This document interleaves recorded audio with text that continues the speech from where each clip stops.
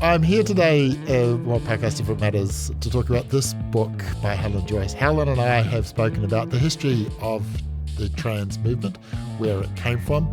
Parts of it sound a little bit like the Rocky Horror Picture Show with transvestites and all the rest of it. We talk about how the trans movement captured the institutions, and Helen describes why she believes that this particular movement is uniquely evil. It's an excellent conversation. I certainly enjoyed it, and I hope you do too. Thank you. I'm here today in the excellent offices of MediaWorks in Freeman's Bay to talk to Helen Joyce, who's written a book on trans. The book is 2021, came out in the middle of COVID. Helen, thanks for taking the time. Oh, thank you for having me on. Helen is here with the Women's Rights Party and the Free Speech Union, those organisations, two excellent organisations that have brought you out. Let's talk about, so you wrote this book in 2021, and I was not really aware of the history of the trans movement, and I want to talk a little bit about later why people want to transition and why people want to fund other people to transition, and then the whole way that the institutions have been captured. But let's actually start with, we were talking before, Mr. Ina Wegner. Ina Wegner was probably, he was ground zero, or she was ground zero in a way. A really interesting story. What happened to her, him? How did it all? This whole thing started with an aborted photo shoot. Good way to put it, yes. So I think there have probably always been very occasional people who have had this counterfactual belief about themselves that they were really meant to be the other sex, but there just wasn't anything you could do about it. And there are some cultures, and have been cultures for a long time in some places, where there are sort of what are summed up as third genders, usually men who are homosexual and who are kind of fitted into a very anti-homosexual society by reclassifying them as something that's neither man nor woman. Mm-hmm. But those people didn't medicalise, and they didn't think of themselves as the opposite sex. And then in around 1930 in Berlin, there was a movement of sexologists who were mostly thinking about homosexuality, which they argued was a natural variation, which I think is what most people think now. Mm-hmm. But they also thought that it was possible to be a man visibly, but really inside to be a woman, like to have something like the soul of a woman. Mm-hmm. And they did some early medical experiments. So this was before people knew what estrogen and testosterone were. It's before people knew about blood types, before they had any antibiotics. And one of the earliest experimental surgeries was on this man, Ina Wegner, who was a Danish man. And he had always believed that he had a woman inside whom he called Lily, mm-hmm. Lily Elbe for the Danish river. So he accepted this surgery from Magnus Hirschfeld and some other doctors in Berlin, where they took ovaries from a young woman. They were doing very barbaric surgeries on young women. This was probably meant to cure hysteria or something like that for her. He didn't know who it was, put those ovaries inside Wegner's torso and then castrated him and said that he was a woman. Now, he lived 14 months after that because, as I say, they didn't know what they were doing. But he felt that, he was now the real woman, and he wanted to live as a woman, so he became a shop girl. He liked selling makeup and clothes, and he would go to parties dressed in dresses. And he actually became engaged to a man, and he persuaded the King of Denmark to reissue his passport with F on it rather than M. And I think that's the earliest full story we have of a man who was colluded with by doctors to pretend that he could really become a woman, that you could surgically and what we now would call hormonally turn a man into a woman. And then that idea vanished because along came the Second World War, and the records of this were burned and so on. One of the it's not often that I agree with the Nazis, but they burned his books. Well, and I thought, well, okay, all right, that's... Yeah, I don't think they did really. I think... This Hirschfeld guy sounds awful. You were very kind to him in the book, but I got a very different impression from him. He was a campaigner for gay rights. He was a gay man himself, and obviously he was Jewish. So the Nazis hated him because he was Jewish, really, and they burned his books because of that reason. And now he's remembered as this amazing, early pioneer of transgenderism. But I got a big biography of this man that was written a couple of decades ago and is now out of print. I bought it on Amazon. It's like 850 pages or something. And it literally doesn't mention the trans stuff at all. What he was really doing was about homosexuality. He believed that homosexual people were the same in a way as trans people, that they had the soul of the opposite sex. So gay men were men who had the soul of a woman. And he recognised that this transgenderism was a different thing, but it was the same basic idea. He was just really interested in homosexuality. But now he's been kind of canonised as this early patron saint of transness. And one of his students and collaborators actually moved to America after the Second World War, Harry Benjamin, and he picked the story up in America, and that's when it really became institutionalised in the 1960s and 70s. Still very rare, but there was that idea that sexologists, some sexologists anyway, had, that a man could really be a woman or a woman could really be a man, and it was your job to chop up the body to match. Well, because Hirschfeld fled Germany, but it sounds like he did quite a little tour, and it ended up in the United States. That's interesting. So that idea of the soul being separate from the body, that is reminiscent of, we're talking about the aha moment. Yes. So talk about that, because we're jumping ahead in the story about 40 years, but yes. But I think that's really, what was his name? Patrick. Ray Blanchard. Yeah. Yeah. No, the patient. Oh yes, my goodness, I'm not sure I can. Yeah, I think it was Patrick. Name. So this guy comes to Blanchard and he says he'd tried cross-dressing once. It didn't work for him, and it was that information that gave Blanchard the aha moment, if I'm remembering that correctly. Yeah, so to fill in a few of the gaps there, as I said, it kind of went into abeyance, this idea, for sort of 30, 40 years. And then this idea re-emerged that there were these people who were so fixated on the idea that really they were meant to be or were the opposite sex that all you could do was change the body. And there were just very occasional, just a few people who were doing this sort of operation. And by now they understood about hormones and sepsis during surgery and so on. And if we shift our focus to Canada, Ray Blanchard was a sexologist there. He's still working now. He's retired, but he's still active. And he was looking back through all the papers that had ever been written about these very unusual men who felt strongly that they were women. And he noticed that there were different types. So one type was heterosexual men who tended to come to this conclusion that they were women in their 40s and 50s, had usually been erotic cross-dressers since they were teens. So they would wear women's clothes, maybe their mothers or their wives or their sisters, to masturbate. And that was very central to their sexuality. But they also fantasized about being a woman. And then he met this patient you mentioned, Patrick, who didn't cross-dress but fantasized about being a woman all the same. And he had what he called an aha moment. He thought, it's not the clothes, it's the fantasy of being a woman. And he named men who were like this autogynephiles, which is from the Greek, which means love of oneself as a woman. So these are rare, but not that rare, heterosexual men whose central erotic fixation is on the idea of, they love women, but the woman they love is themselves, which is impossible to understand if it's not you. But then sexuality is kind of like that anyway. It's very hard to understand people's sexualities if they're not yours. So these men would erotically cross-dress. And then the question of whether that was satisfying enough for them was which bit of the fantasy of being a woman was the bit that they got hung up on. Was it the clothes?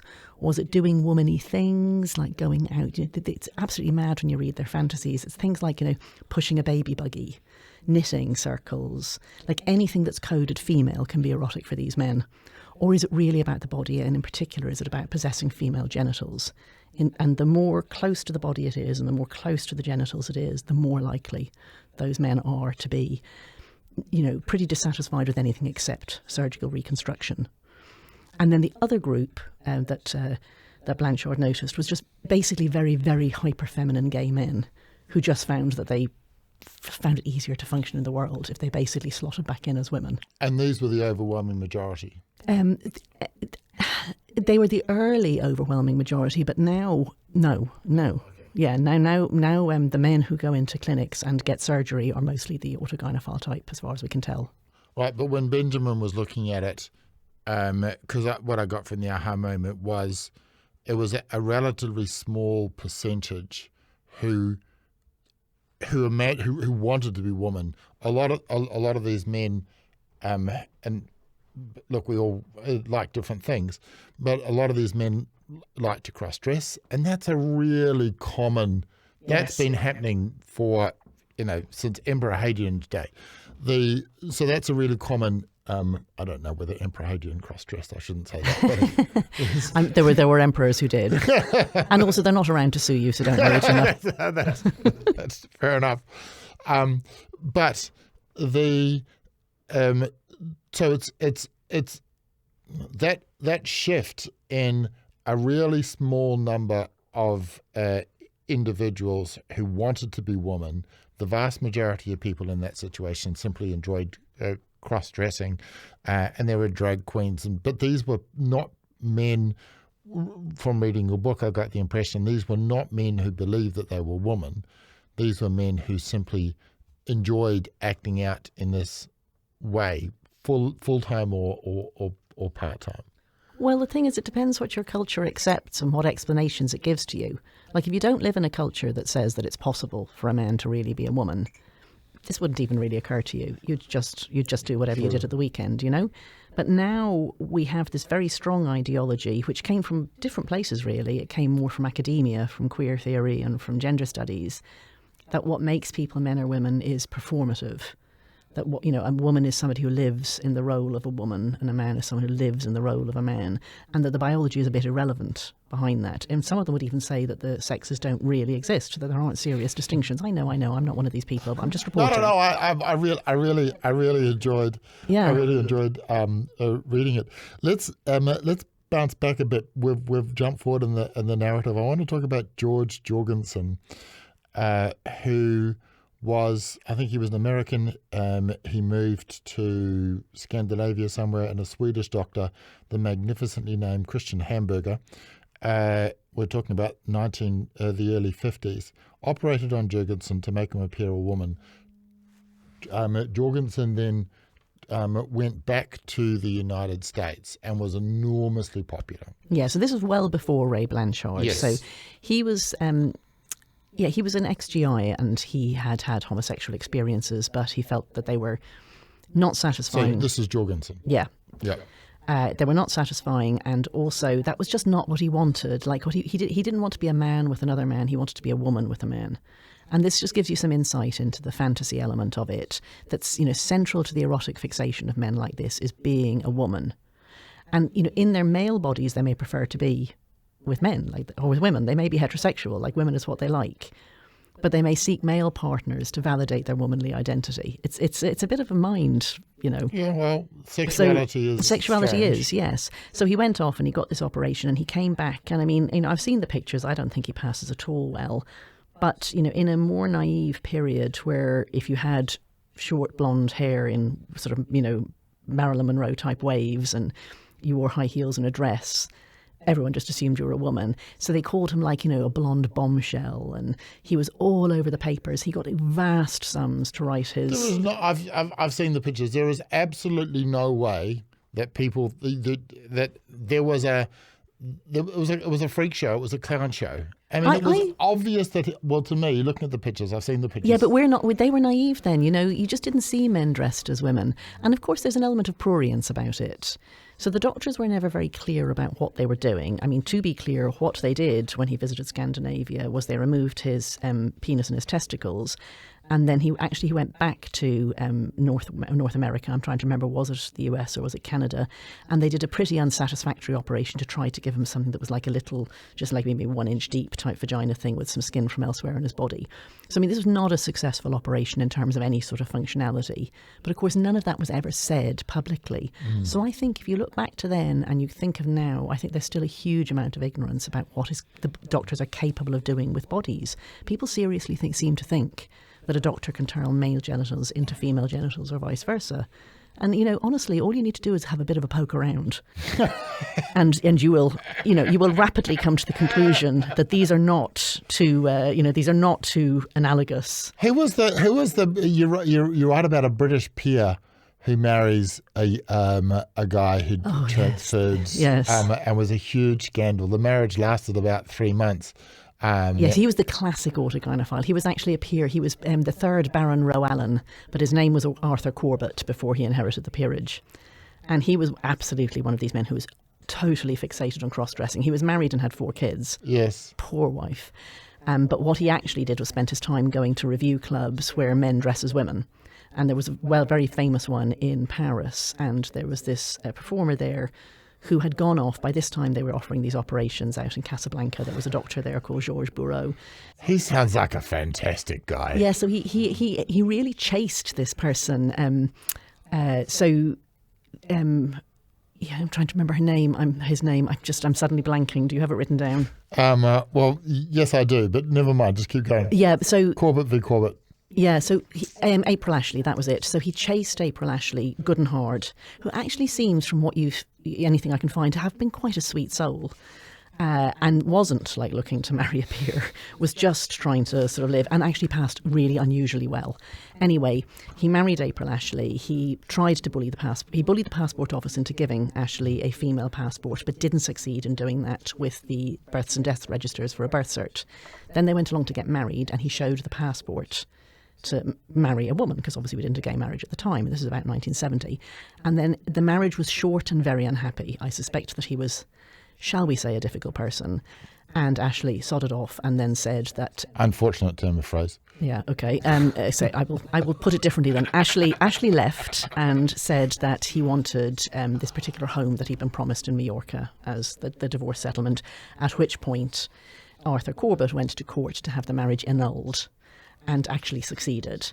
So that judgment is still good law in the UK today, that for the purposes of marriage at least, a man who has had surgery cannot count as a woman. And the judgment was very realistic. Like the judge said, at first glance, this person looks like a woman, and then the more you look, you see the accomplished female impersonator.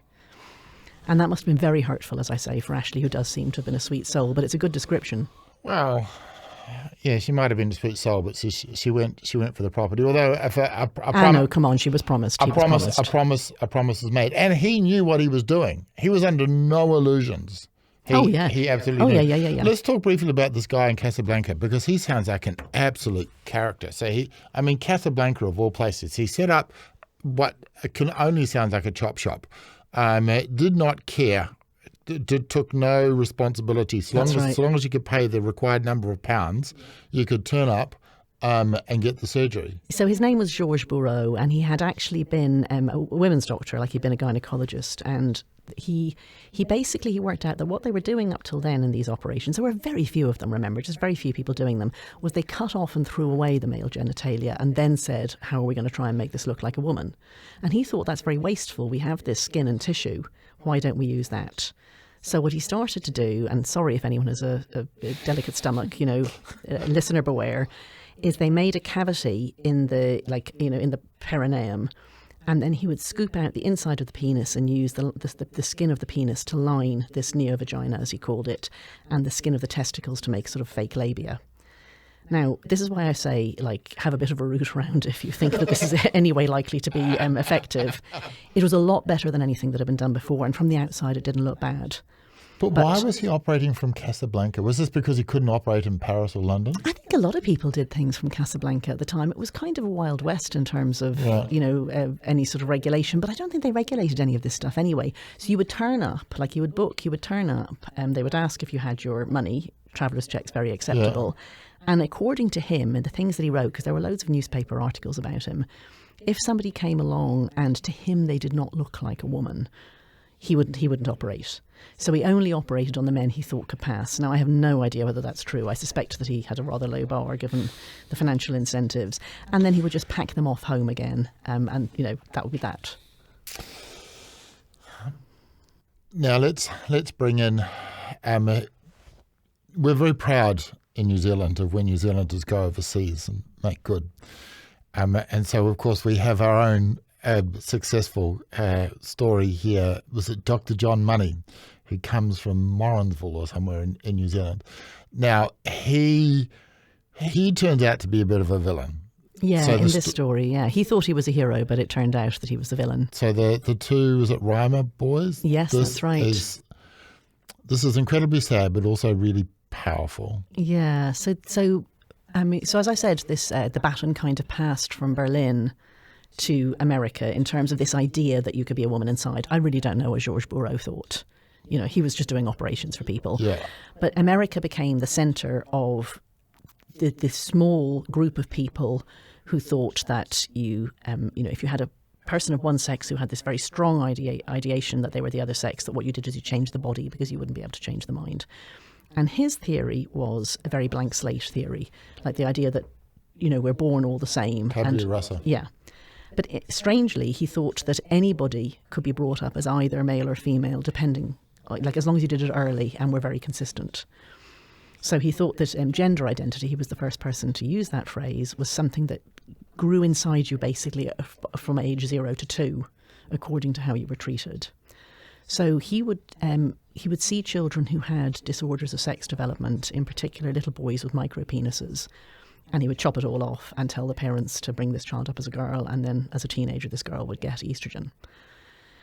And then along came a family who had twins, identical twin boys, who had been had circumcision, and the machine had fritzed with one of the boys, and it had actually burnt off his penis. This is heartbreaking. The story is heartbreaking. Yeah. And the parents were devastated, obviously, as you would be. And unfortunately, they saw a programme on television about John Money, and they reached out to him, and he was very excited because this gave him the chance for a control, that he had 2 boys who were identical and that one of them was going to be raised as a girl. So he advised the parents to get the testicles removed as well. This child was still only 18 months, and he promised them that if they brought this little boy up as a girl, then the boy would think he was a girl. And in fact, the child really didn't suit being a girl at all. Some people actually think that the fact that this child really intuited that he was a boy meant that he had a male gender identity. But I just think he was a boy. He was a boy. So it's not surprising that, boys and girls are different and not just in their genitals. So it's not so surprising that he showed male patterns in terms of his interests, his physicality and so on. And as a teenager, he worked it out, basically. And he insisted on calling himself a boy again. And the story really has a tragic ending in that both brothers killed themselves in 2 different ways. One of them shot himself and the other one gassed himself in his car. Because they have, who knows looking back, but it was terrible, really, the way John Money treated them. He lied. He lied, but also he did all these constant meetings with them. And he did some really dodgy things, like trying to get them to play out sex acts together to sort of teach poor little David Reimer that he was meant to be a girl, like the receptive position. So he wrote up papers that just did not represent things properly. He said that he called it John Joan. Those were not the names that the kids wrote, but he called it the John Joan case. And he wrote up these glowing papers about how the little boy who was being brought up as a girl was so happy, loved playing around with his mother, like cleaning like dolls, like cleaning the house, and he knew dresses. And he knew it was a lie. And the thing for me that makes him such a monster is that story took off. Exactly. And it was believed. Absolutely. And tens of thousands of young children were mutilated as a result of his deception. Yeah. Utterly unforgivable. Yeah, so who knows? We don't know how many, lots anyway, thousands. And it wasn't just him. That was the theory of the age, that you could bring up children as either sex. Why you'd bother, I don't know. Why do we want to bring children up as masculine and feminine? If it's just random assassination, I know. Bizarre thing to do. It was mostly kids who have these differences or disorders of sex development who suffered. But it also just gave us this phrase, gender identity, that your gender identity was something, well, he thought that you could make it in the first 2 years, but it came to mean something that was innate. All of us have it, and that's the thing that makes you a boy or a girl or a man or a woman. So let's,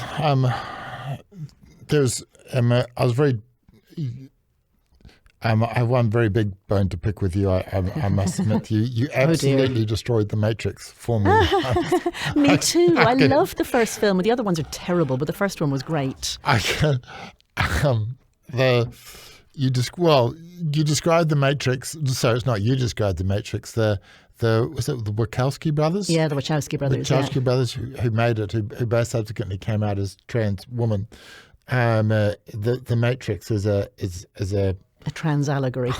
I know. It's painful. I've seen it. This chapter of the book has been criticised as being quite clunky, like that the allegory is clunky. But I would like to say I'm not the one who made up this allegory.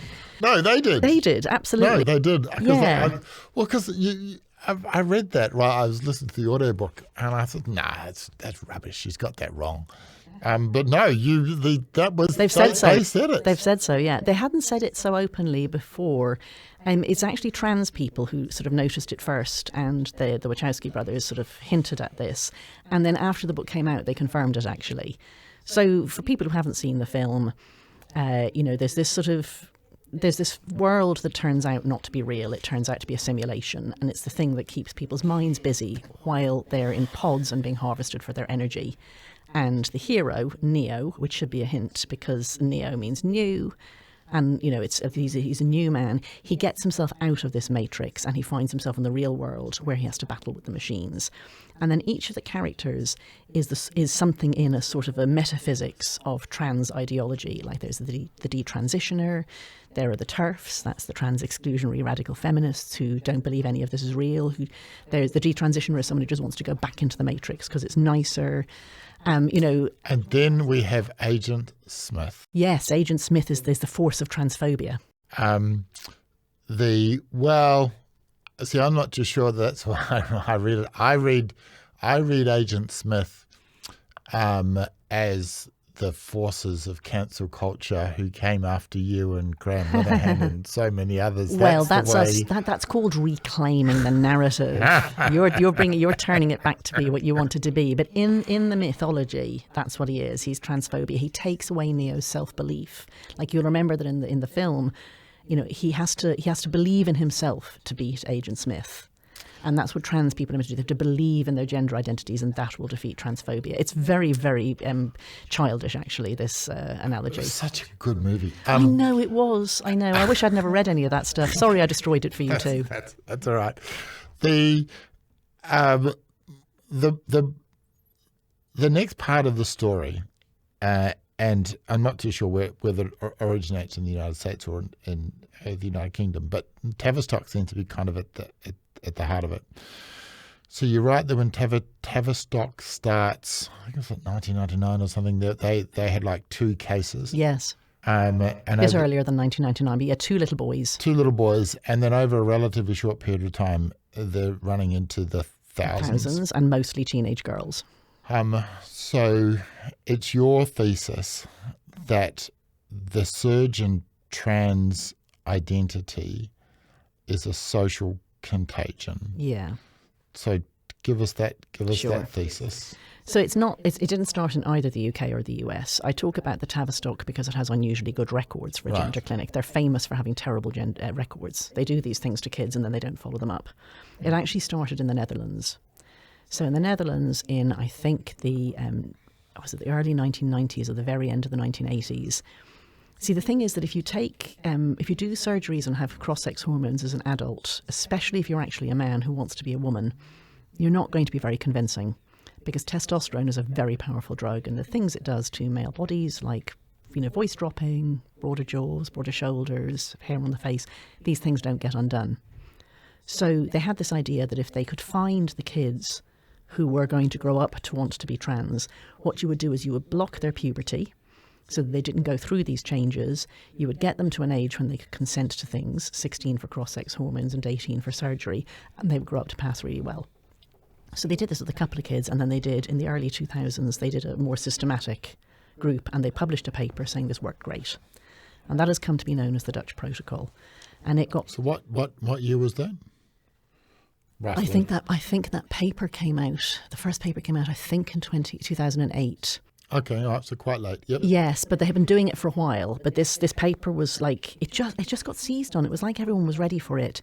And people in America went big time for it, and in Canada as well. And actually the UK was a bit more cautious. Right. But as I say, there's just one clinic in London, and there's another clinic up in Scotland.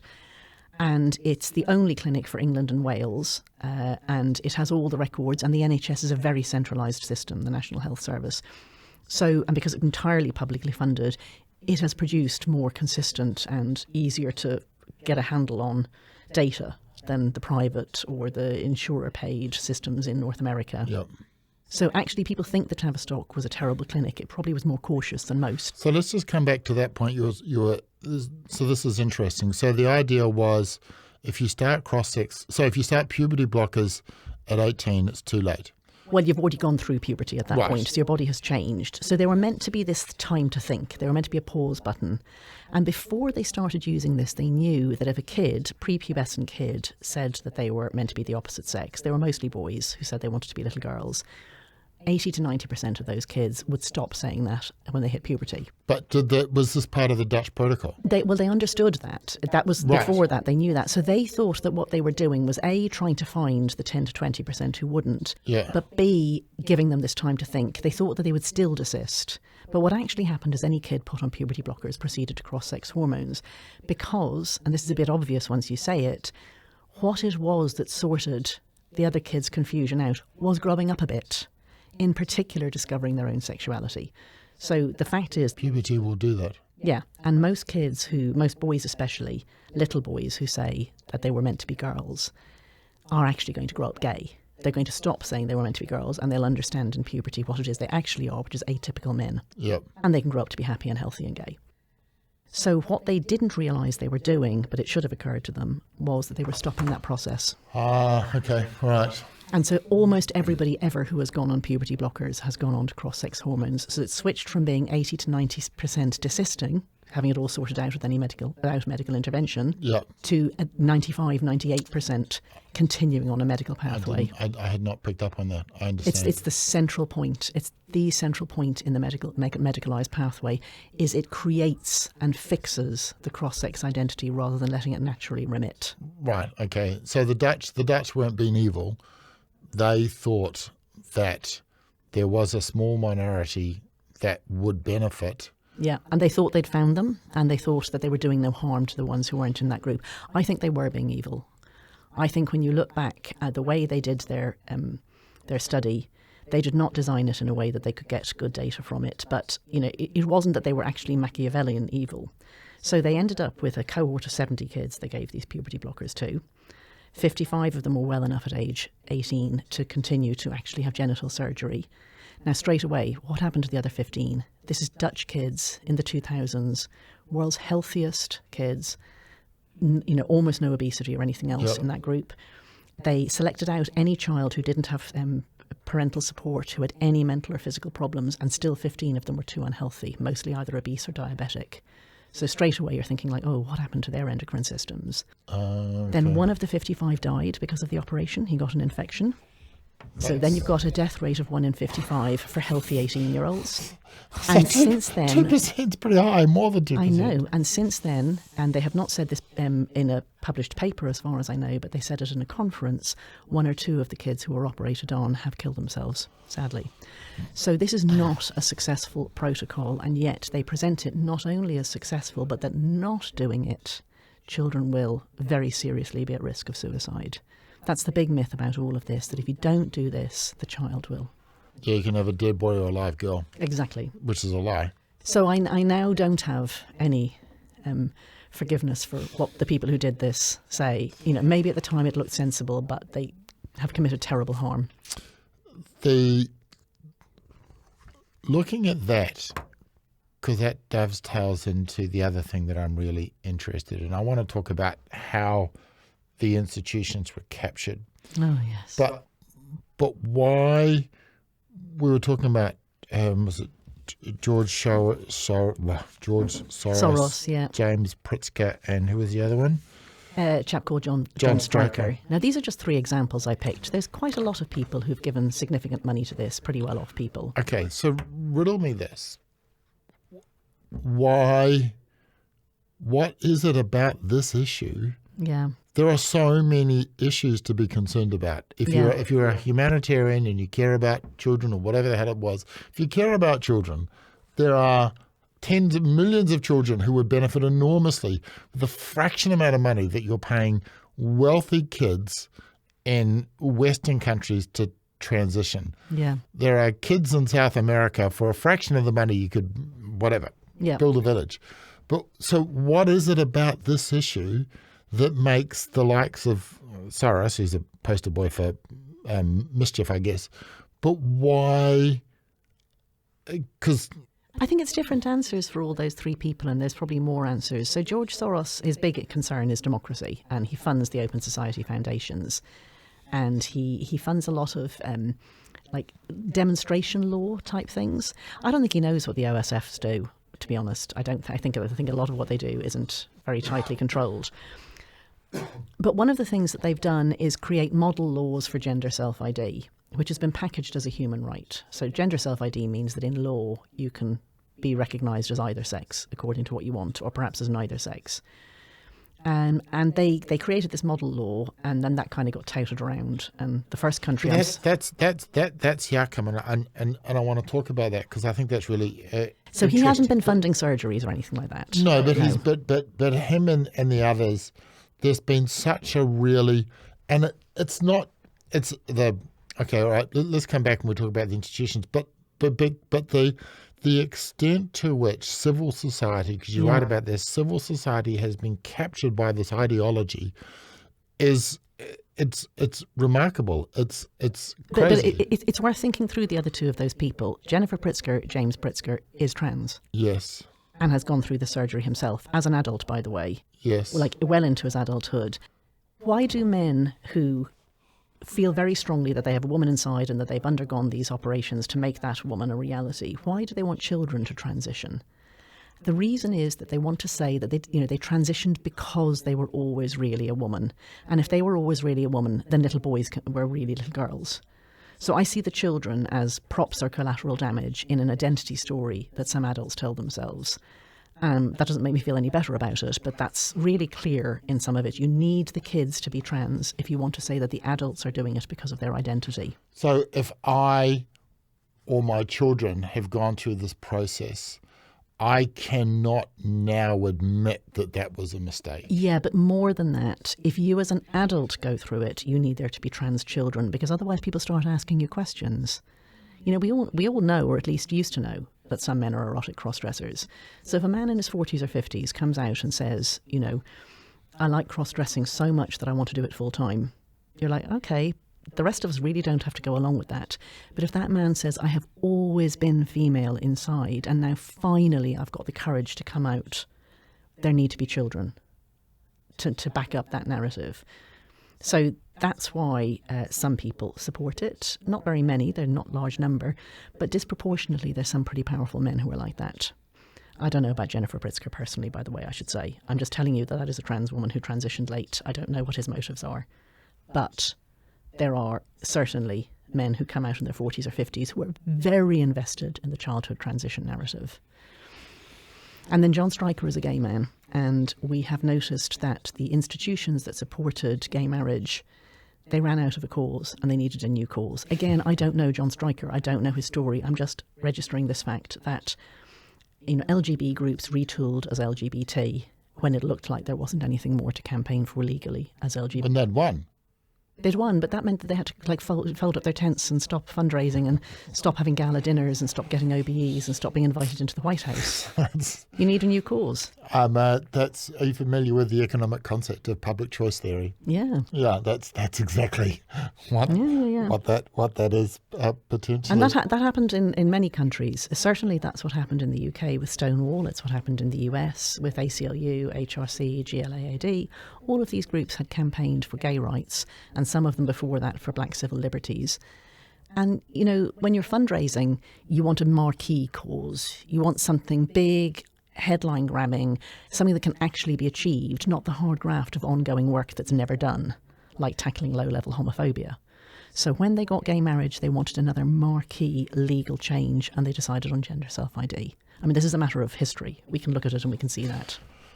Rather than, you know, they could choose orphans in Peru. They could choose, since they were organisations that were focused on gay rights, they could have chosen gay rights in the half of the world where gay people still don't have rights. Saudi Arabia. Men are still thrown off buildings in some countries for being gay. They could have campaigned for them. That would make them Islamophobic, and we have no truck with this Islamophobia here. All right, let's talk about gay self-ID, because the gender self-ID? Yeah, gender self-ID, sorry. This is the idea that I can, so you talk about it through incremental steps. So if I'm understanding this correctly, first we just push if you've gone through the surgery. And then And then we find, oh, look, Malta's got self-ID now because the Maltese probably weren't paying attention and said, sure, fine. Then that becomes we all need to be like what Malta. they call global best practice. Yep. And Ireland appears to have been on the cutting edge of this madness. Yes, I know. I'm ashamed. Aren't you Irish? I am Irish. With a name like Joyce. Yeah. No, what happened in Ireland was that, from about 2004, when the UK introduced a law that required, that offered a pathway to getting your birth cert changed to the opposite sex for people who've been diagnosed with gender distress and who had spent 2 years pretending to be the other sex. That was the result of a European court case. And that set a precedent in European countries. And Ireland had no gender recognition at all. Like, you are whatever sex it said on your birth cert. And they realised that they were going to have to come into line. They were going to offer some route. What year are we talking about? Well, 2004 was the Gender Recognition Act, and it was sort of after that. When did they have the referendum on abortion? Well, 2004 was England. So then by 2015, Ireland had just had both the referenda on abortion and on divorce. Yeah. Both of which were won very convincingly. We're a country with a constitution. We can't change things without a referendum. Yeah. And abortion was illegal in the constitution since the 1980s, which was a different amendment. And the marriage had always been defined as being for a man and woman, right? So those both required constitutional changes. But nowhere in our constitution had we said anything about women being female and men being male, because you don't. It's obvious. So actually what happened was just that it was sort of slipped in. Didn't require a referendum. It was just a little working group. Until very near the end, it was only going to be for people who had had surgery or diagnosis, at least. And then it just turned into full self-ID. So since 2015 in Ireland, you can fill in a form, which you can print out online. You get a solicitor to stamp it, which will cost you a little bit of money. You send it off with your original birth cert, and they'll send you back a new birth cert with the sex changed. If you find this shocking, you can do it here too, and you can do it here as a child. So we're not that out of line. You're as bad. You're worse, in fact, because you let children do it, and children can do it whenever they like. We are ahead of the curve. You are actually on this very unfortunate issue. Everyone thinks, like, when they hear these stories from abroad, oh my God, that's terrible. Like, the Tavistock clinic was so bad. Oh, Ireland self-ID. You're worse. You're worse than both of them. So you've caught me unawares here, which is great. You're saying that in New Zealand, your clinics are much worse, much worse than Tavistock. I can send I wasn't born in New Zealand, but my son, who's 12, we could send his birth certificate in. Yeah. And we'll pay a fee, and they can come back and they change his gender. I must say I don't know if there's a bit of admin you have to do here, but I know that you've got legal sex self-ID here for children as well as adults. That's fantastic. Yeah, so you can get your son a birth cert saying he was female, for sure. And your clinics here, by the way, if you're proud of New Zealand for your world-beating efforts in this arena, your clinics here are thought to be the most prolific prescribers of puberty blockers per capita in the world. I have read that. We knock them out. I was very late to this issue, and I've been criticised for being late to this party, and my only defence was I don't care. I mean, women's sports, the only women's sports I've ever paid attention to is beach volleyball. Why would I care? But then I interviewed Graham Linehan. Right. And I read his book, and because I had simply not paid any attention to this. And I wrote a column, essentially mea culpa, saying maybe the reason I didn't was because I saw what happened to people like Graham Linehan, and I didn't want to suffer the same opprobrium. But because I do remember looking at this issue some time back, and I went to the New Zealand Ministry of Health, and it said that puberty blockers were reversible. Yeah. And it was very benign. And so, not that I'm particularly trusting of state authority, but I read that, and then I read all of these crazy people like my friend Danny O'Brien jumping up and down and saying, the world is ending. And I'm thinking, really? It seems a bit...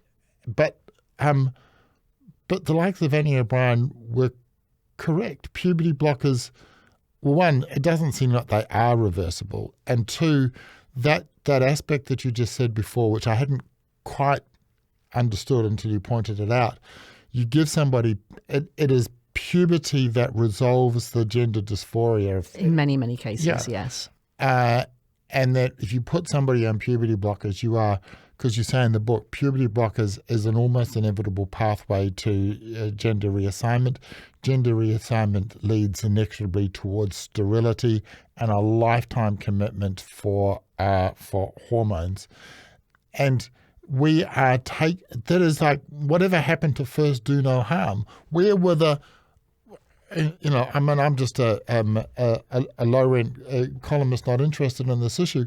Where the New Zealand Medical Board or whoever the hell, the gatekeepers on this, why did they all fall silent? I just find this incomprehensible that the guardians of the people, the first job of the state in some respects is to look after its citizens. Not only did they fail, they actively conspired with the people who were doing malicious harm. I don't understand how that happened. It's a pattern that's seen right across regulators and not just in health. Like, you could ask the same question, like, why is the Australian Human Rights Commission the organisation that's trying to stop women from having women-only spaces? Why is New Zealand Human Rights Court trying to stop lesbians from attending Pride? Like, why are the organisations that are set up to do something doing exactly the opposite? And my answer to that is that they bought into a lie. But why? They must know it's a lie. If you take the time to look into this. Yeah, no, I don't agree with you. It is a lie, obviously, and very superficially you can see it. But if you go down a path that starts with sort of, postmodernism, and that goes via being interested in how oppressed people are and wanting to give the most oppressed people the most. So you're not talking about justice here anymore, or indeed truth or rationality. If somebody's oppressed and they want something, then that is what human rights are for, according to these people. Now, that's completely wrong. Human rights are universal. We all have the same human rights. But to these people, what matters is the oppression Olympics. So they think that a person whose gender identity is mismatched is just the most vulnerable person imaginable. And so their truth claims trump everybody else's truth claims. And you don't believe in truth anyway, you just believe in truths. So they think they're doing the right thing. And this is still a minority framework for thinking within, but it's very disproportionately represented in places like human rights commissions, human rights law, the sort of social justice wing of things like medical regulators and that. And then the second thing is, it doesn't actually take many people to capture an institution on a specific policy that most people don't care about. So I don't know how it played out in New Zealand. I do know how it played out in the American Association of Pediatrics. That's the world's biggest association of paediatricians by a long way. And it has specialist bodies on everything because, of course, when you're dealing with children, they can have everything. So you're going to have bits that are about, lungs or injuries or cancer or whatever, and there's a specialist body, and there's one for gender. But most paediatricians won't see many kids who are gender distressed, and they just want the recommendation from the AAP. So you capture that committee and you've captured the whole AAP. Right. There were 2 people on that committee who wanted to push through a really, really misleading document that said that puberty blockers were safe and reversible, that gender affirmation, that means just going along with what the kid says, is the evidence-based thing to do with a child who says they have a cross-sex identity and a bunch of other stuff. They got the committee to write that, and then, hey presto, it's the policy of the world's biggest association of paediatricians. It then gets picked up by, other associations for doctors in the UK, in the US, by paediatricians worldwide, and then it ends up like they can cite that other people are doing it, and then it becomes a circular citation process. And that is a textbook example of what's called institutional capture. It looks like it's consensus, but it's manufactured consensus. And I think the same thing happened in human rights commissions and so on. They think they're doing the right thing, but they think that because they have this idiosyncratic and, in my opinion, very harmful idea about what rights are, what humans are, what good and bad are, that's all about an oppression hierarchy. That's a very generous interpretation. I have a somewhat less generous interpretation. It comes back to public choice theory, which I suppose goes back to my economic understanding. Once that has happened, and I didn't know about that, but that makes sense, the institutional capture of the AMA or various organisations, once that happens, if I'm a mid-level bureaucrat in a government department somewhere in the West, there then becomes to say, well, no, I disagree with that. that comes at a cost. A big cost. That courage to say, you know what, I don't think we should be sterilising children. Yeah. I don't think we should be castrating children. I think that's a mistake. That comes at a cost. And in order to preserve my government salary or whatever it is, I am not prepared to front up and say, well, hold on, that's nonsense. And These are not incompatible. Both that follows on from what I've said. I agree with it. But also, most people don't know anything about most things. We're not specialists. We have to trust that other people around us who are specialists in things are telling us the right thing. Nobody in the world knows much about how anything functions. Okay, but if I'm a, what do you call a doctor that deals with children? So if I'm a pediatrician, and I'm sitting there and I'm looking at this stuff in 2010, it's going to take me an hour or less to find the story of John Money and the Rhino children.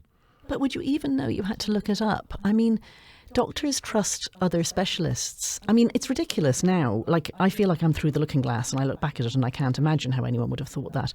But I can tell you that what they thought was like, oh, there must be this way that... I don't think they thought that you could really change sex, but I think they thought it was evidence-based that you had to pretend or the child would kill themselves. And that was the claim. The claim was you can't change the mind, so you must change the body, and so on. I mean, yes, they should know better, for sure. So the question then becomes, what is the issue that is the consensus today that will be the trans issue of tomorrow? This is one of the things that I like to think about. Yes. What is it? So I didn't write about this. It was I interviewed Graham Linehan, and then I read the cash review. I read the summary of the cash report, and that was kind of like, okay, all right, I should have been onto this issue much earlier, and maybe I'm a coward, whatever. But what is the comparable issue? What is the issue now that in 5 years' time somebody is going to come back to you and me and says, why weren't you talking about this? First of all, I will say that, you and I were both late to this issue. I didn't notice it until 2017, and that was only because I was asked to write about it. This has been going on for a lot longer. One of my friends in the UK, Julie Bindell, a journalist, she was cancelled about this in 2004. Wow. Yeah. Wow. So, and I mean, there was some significant ructions in the 1990s about things like rape crisis centres that had to admit men. So it's been going on a long time, and most of us didn't notice because most of us notice hardly anything because we're living our own lives and there's so much news. Will there be another topic like this? I'm going to stick my neck out and say that I think that in some ways this is uniquely poisonous. I'm not sure there'll be something else exactly like this. I think the combination of the medical scandal, the destruction of institutions, the perversion of laws, the incredibly wide impact of it because, single-sex spaces are essential for everybody, but particularly women. The fact that we're teaching children lies in school, like 100% of children are being damaged by being told lies about what it is to be male and female. It's not just the poor little kids who end up in clinics. The fact that it has destroyed the whole understanding of what it is to be gay and absolutely laid waste to LGBT organisations. The fact that it has made lying, weaponised lying, essential for a position in public service, that we are destroying freedom of speech because this is a very linguistic movement. Like the only sense in which a man becomes a woman is that he forces other people to say he's a woman, so you must do incredible speech policing. 2 + 2 = 5. I cannot think of another issue that will be so wide-ranging because I just don't think there's anything else that we have screwed up that's so fundamental as sex. Like the fact that there are two sexes is absolutely baked in to the human existence. We're mammals. I don't think we've ever screwed up something so basic and so wide-ranging. I hope not anyway. I wonder if we'll ever get our institutions back, I have to say. I'm much more worried about that than what the next issue will be. This issue has been interesting given it came from nowhere. Well, it didn't come from nowhere. No, there was a lot of stuff subterranean. You're right in the book about that, the history of it. The extent and the speed with which the institutions and the media and the journalistic community and academia were compromised, and how easy it was to compromise. Terrifying, isn't it? The one, I mean, in the back of my mind, the you may disagree with me, but the rise of anti-Semitism is you just look at how quickly the trans thing became cemented in. Yeah. And maybe anti-Semitism will peak and diminish. Maybe it won't.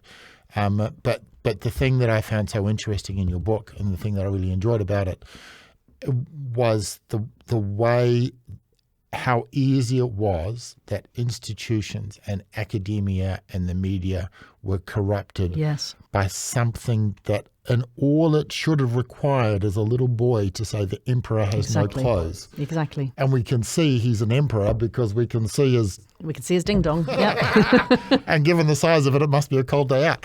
All right. Helen Joyce, thank you very much. It's been lovely to have you to interview. It's been, I really enjoy reading the book. It's a while since anyone has talked me through reading the book, so that was fun. Thank you. I'm glad I still remember it. Because I struggled to get a copy. This was thanks to Thomas Newman. He wants you to autograph it for him. Okay. So I've been listening to your audio book. So you have spent 15 hours in my head. Do you know that I recorded that at home in the understairs cupboard? My son did it for me because no audiobook company in the UK would pick it up. So that's what it's like being me. Saying that there are two sexes gets you treated as so hateful that no company wants to be associated with you. Okay. I achieve the funny thing with my personality. Helen Joyce. Whereas I'm absolutely charming. Absolutely, you are charming. Thank you so much. Thank you.